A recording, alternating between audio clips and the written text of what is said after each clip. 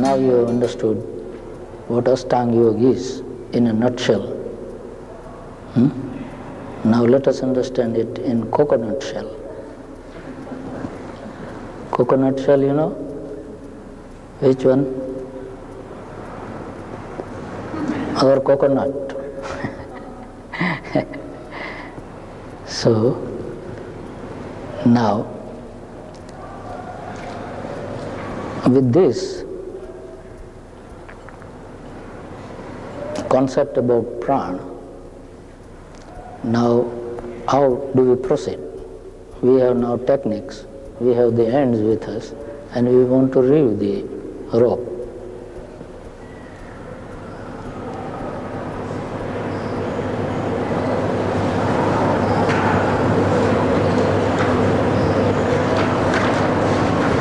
Take the instructions from somebody who knows. Yes.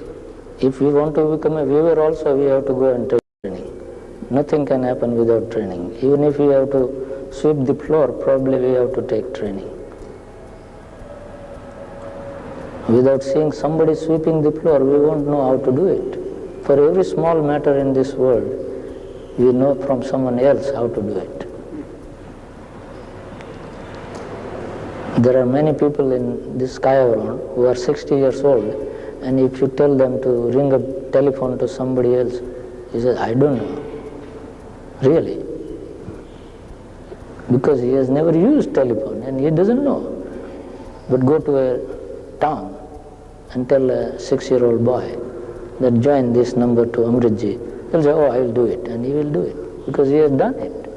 Now, a 60-year-old man has to learn from a 6-year-old child, and for that matter, that child is that old man's guru. So, as you say, we have to learn technique from anyone who knows it. Having learned the art, then we start weaving the rope, and the rope is ready. Now what to do?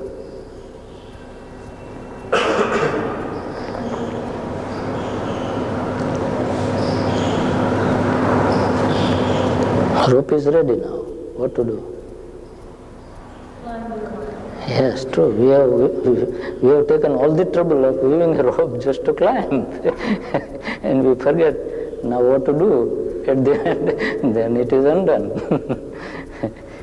We have made effort to weave a rope just to climb. So now the climbing comes. Now how will you climb?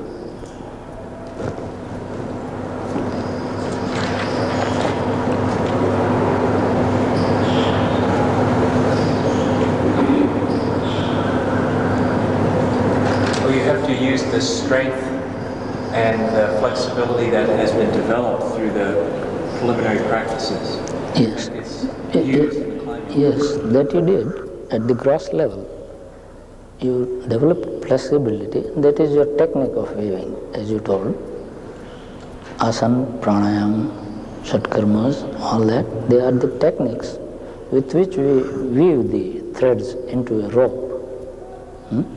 And the 10 ends that we hold in the beginning, they are 5 yamas and 5 niyamas. Now with the technique we have woven the rope. Now for climbing, there must be something else which you should do. Use the prana? No. You find out the ladder of Ashtanga Yoga. Now what you have done and what you should do now. Yes. Yes, pranayam, pratyahara. So, will come pranayam, pratyahara, that karmendriyas, jnanendriyas, sense perceptions, organs of actions, all have to be tamed. Isn't it? How will you do pratyahara? Pratyahara is withdrawing the mind from going outwards, running after the sense objects. And these tanmatras are sense objects. Shabda, sparsha, rupa, ras, gandha. So Muniji, then pratyahara that happens on the chitta level is different? On chitta level there is no pratyahara. I said at chitta level it is samadhi. Samadhi? Yes. Yeah. Pratyahara is just at this level. Pratyahara. Then samadhi happens at chitta level. Yeah. So, pratyahar, now there you begin controlling your senses, faculties of perception, faculties of action, and go within, don't be extroverted. And so you do not run after tanmatras. Tanmatras are nothing but the sense objects, shabda, sparsha, rupa, ras, gandha. In order to enjoy that, our senses run after them. So that is withdrawal, and that there comes pratyahara. Now, pratyahara is much aided by pranayama, as you said. I will tell you. Now you will understand the meaning of temples in India. You have gone into Dadaji's temple many times. And what have you seen first as you entered the temple? Tell me. Nandi. Nandi, yes. What is he? Nandi. In front of Nandi is the tortoise. Yes. What is Nandi? First, what you see? You have seen a bull? Steady focus. Bull is always very steady. Wherever it sits, try to make it get up. Even if you touch and kick, it won't look at you at all, as if nothing has happened. If you hit him with a stick, for once he will not look at you. Hit another stick, and then he may try to just look slowly at who this man is who wants to disturb me. Such steadiness, even if you beat. So Nandi is the symbol of steadiness. That is, make your asana perfect, be steady. Sthiram sukham asanam. Patanjali describes asana as sthir, means very steady, and sukham, and yet comfortable. Look, he comfortably sits, even if you hit him. So that is symbol of asana. And next you see tortoise. So, what is tortoise? It is symbol of both pranayam and pratyahara. Pranayam and pratyahara. Why tortoise is symbol of pranayam first? We all breathe 12 times, 16 times, 18 times in a minute. Exhale and inhale. When you are doing pranayam, probably less, but normal case. But in the same normal way, a tortoise breathes only once in 4 minutes. Only once in 4 minutes. And so, you know how long a tortoise lives? No. 600, 700, 800 years. Tortoise can live. Now, are we better than tortoise, or tortoise is better than us? Tell me. Isn't it worth to become a tortoise? Just take chance, before answering. Think. It's prana, moving like tortoise. Yes. So, it is said that for every species, number of breaths are fixed by God. And so when a person dies, even in English you say, he breathed his last. Had you counted that this is his last breath? And what was his last number of the breath? Yes, it is true, so we say. Every one of us have definite number of breaths in our life. Now, should we spend them frequently or speedily, or should we spend with care? If you have little money in your pocket, you can't throw it. Wherever you go for purchase, you will see how much you should spend, how much not. But in breathe, God has given decided number of breaths, and we don't know how we are just squandering over those breaths. And so, in order not to spend breaths very quickly and to die early, it is good to do pranayam. During pranayam, you are breathing at a lesser pace. So your life can become long. So whether you can become a yogi or not, pranayama is useful. So a tortoise lives longer because it breathes very slow. Yes, you want to. So not only during the pranayam we are breathing less number of breaths per minute, but as a result of pranayam we breathe fewer number of breaths per minute. Yes, normally also. It makes a good habit. And tortoise also represents pratyahara. You have seen in tortoise as a shell, and from the shell you see 4 legs coming out and a head. 5 organs come out. The rest of the tortoise is always covered in the shell. And if you hit the tortoise either on the shell or on some organ, it immediately withdraws all the 5 organs. So it suggests pratyahara, because we have 5 senses through which we become extrovert. That like tortoise withdrawing its organs under the shell, you withdraw your mind and sense faculties inside, don't let them go out. That is pratyahara. So tortoise is symbol of pranayama as well as pratyahara. Now, then as you proceed further, then comes dharana, dhyan and samadhi. Now how will that start? Tell me. Now so far you have worked for withdrawing your consciousness from going out. Just you have withdrawn it in. Only that much you have done. Now what have you to do? Concentrate, yes. Dharana is deshabandha chittasya dharana. That is the explanation, definition of dharana. Deshabandha. Desha is a region. Bandha means to bind.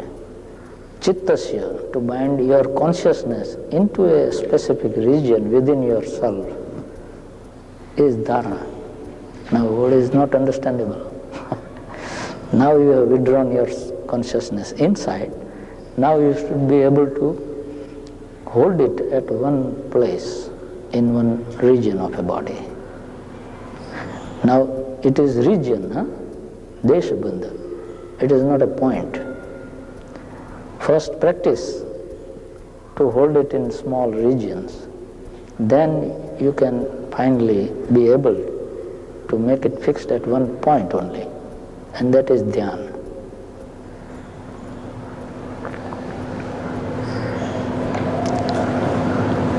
Now I will further explain the dharana part. That when you start dharana from bottom, you have to go to top. Not in this chart, but in our body. So what is at the bottom? Tell me. Toes. Toes, right. The big toe. So it is said first you have to make your dharana on the big toe. There are 18 points in the body which are considered vital points in which you can focus your prana, and with the prana chitta will be focused. Now yet you are not catching hold of chitta directly. It is through prana you are doing. So in the big toe, then rise from there. What will be the next station? Tell me. Ankle, yes, very good. It is not, yoga is not difficult. Just you must be able to understand things scientifically, then everything is easy. And then raise it, where will you go? Calf. Yes. And then knee, yes. Thighs, yes.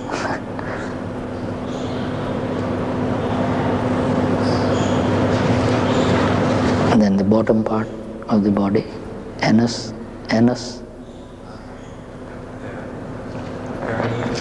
yes, perineum.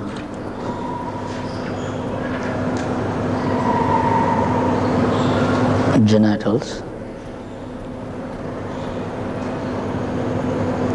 navel,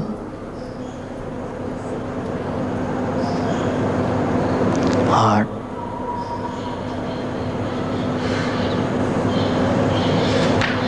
throat, yes, tongue,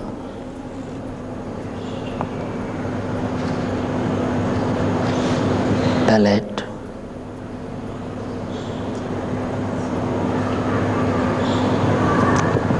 Kantika, uvula,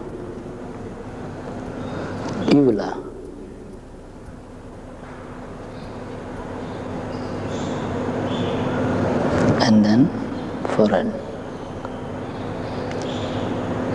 How many? 14. Yes. Now nose region. Above the palate, uvula, and then nose, yes, in between. Sorry, forgot. Nose, then the tip of the nose and the frontal region. Frontal region, yes, between the eyebrow, and then forehead, and crown of the head.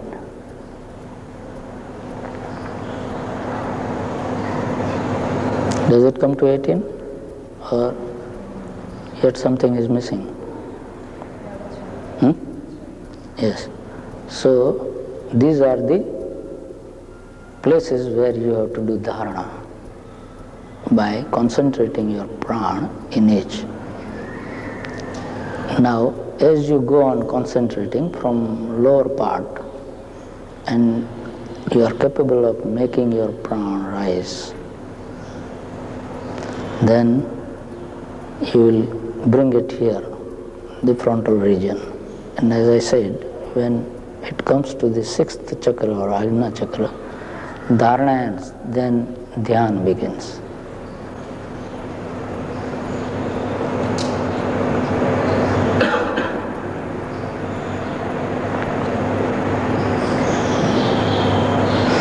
And now, as the dhyan begins, what happens? Tell me. This Deshabandha Chittasya Dharana. You understood the definition of Dharana.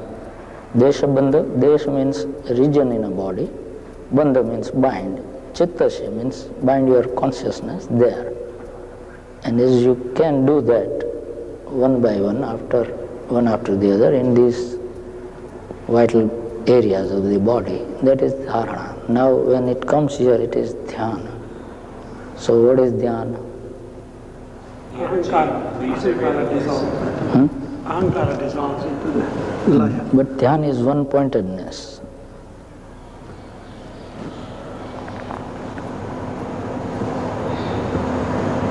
Now ekagra. It's not laya. It will come a little later. The samadhina stage, perhaps. Dhyan. Now in dhyan, how will you do dhyan?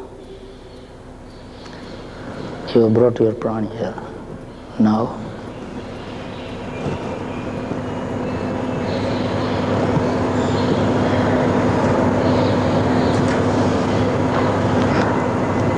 there will be one-pointedness, yes, true. But now what is to be done in dhyana? If you have any idea about scriptures.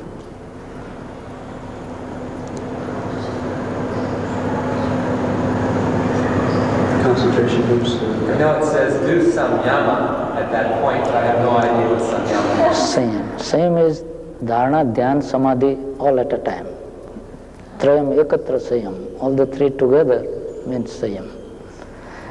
But dhyan is one-pointedness. Now you see, I am explaining this concept of prana, nothing else. Don't think that I have forgotten my topic. You see, we are taking prana from the toe upwards, and where prana is, your consciousness will be. So chitta. Now, as prana has been brought here, and now you are meditating. Now what remains to be done? Tell me about prana. As I told you, prana should dissolve here. But it doesn't dissolve yet. It hasn't handed over the baton to chitta.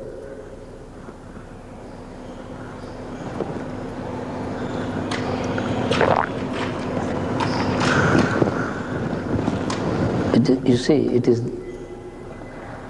here that most scholars fumble. Does prana withdraw from the physical body and then withdraw from the subtle body? Yes. Prana, first you took the prana from toe here, but it passed through your physical body or subtle body, whole body. Now, when you say pranotthana, where does it come? Now the prana that you have been able to concentrate, that now comes at the bottom, and there Kundalini is awakened. And after the door of Sushumna is open, prana enters into it and rises and takes Kundalini with it because of its force. And so, now one after the other you can penetrate the chakras and open them. There is no chakra opening or meditation in chakra except at the dhyana stage. It's not at dharana also, because dharana is not made on chakras if you read the scriptures. Dharanas are made in the 5 elements of the body. And when dharanas are made in 5 elements of the body, what is dharana on earth? What is dharana on water? What is dharana on fire element? What is dharana on air element? And what is dharana on ethereal element?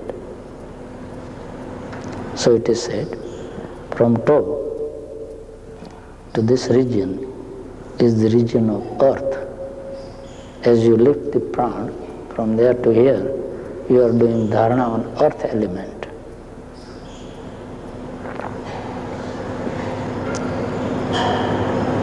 As it is lifted up to the navel region, then it is dharana on water element. And when it is in the navel region itself, it is dharana on fire element. When it is in the chest region, up to the neck, it is dharana on airy element, and above the neck, it is dharana on ethereal element.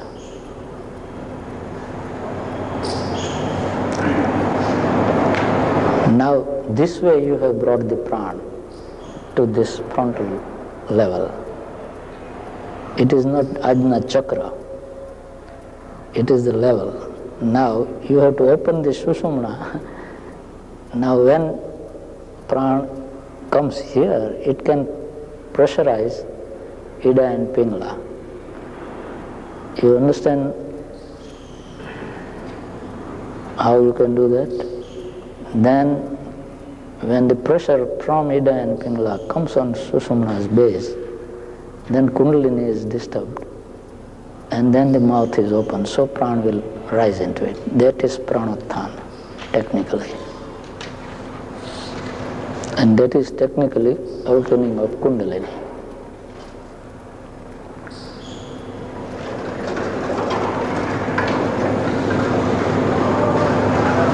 And then meditation begins from Muladhara chakra, and as you advance, it goes into the Swadhisthana chakra and all that. This chakras, probably you know. Muladhara, the basic, then Swadhisthana, next Manipur, third, fourth Anahat, fifth Vishuddhakhya here in throat, and sixth Ajna chakra. When prana rises up to that sixth chakra in Ajna chakra, dhyan ends. Now the baton is handed over to Chitta. There the prana dissolves. Pranastatra manayatra viliyate, pranastatra viliyate. Where the mind dissolves, prana also dissolves. Now here there is samadhi. And first is sabij samadhi now.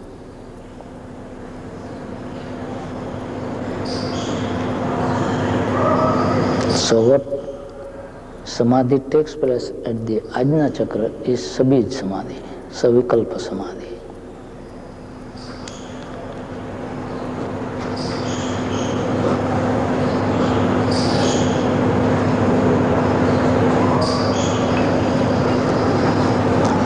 And when finally the prana from Ajna chakra, now there is no prana, now chitta has taken over. That chitta, when it dissolves, no more functioning of chitta remains. Sa bij means what? There is sa means with, bij is seed. With seed, samadhi with seed means which seed? Chitta. Because this is the seed of all our existence. Because Atman became chitta, all this trouble we have to undergo. So this is the cause. And it is a causal body. So this is the seed of all the trouble. So sabij means with the seed, with the cause, with the trouble, still existing. But yogas chitta vritti nirodha, you totally annihilate any modification of the chitta, so no more chitta remains. Then you remain pure spirit. And then nirvikalpa samadhi begins.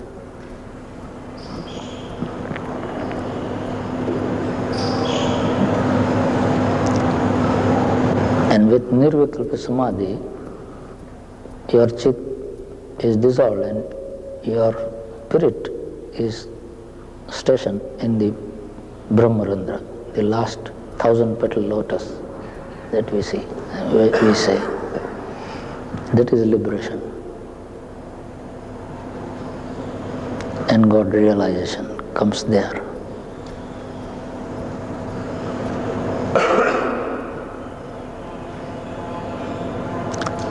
So this is how prana can help us